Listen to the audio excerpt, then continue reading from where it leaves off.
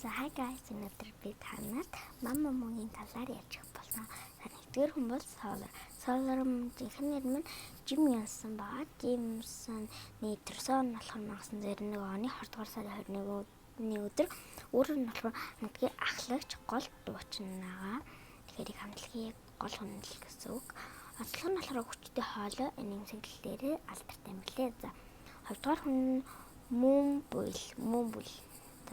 Жихнээ нь Moonbull юм билээ. Төрсөн нь болохоор 1992 оны 12 дугаар сарын 22-ны өдөр өөрөө нь болохоор рэпер, бүжигчин.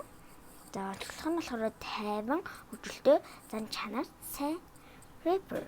За гуравдугаар хүн болохоор Win.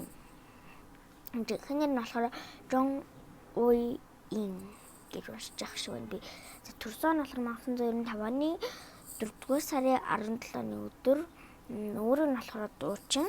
Онцлог нь болохоор уянгалаг хоолой, тайзны энерги өндөр. Дөрөвдүгээр хүн бол Хоосай. Жинхэнэ нь Анхэж юм билээ. Төрсөн нь болохоор 1995 оны 7-р сарын 23-ны өдөр өөрөө нь болохоор дуучин, рэпер.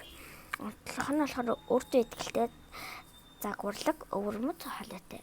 За тэгээд дараагийн хамтлагаар уулзъя. Bye.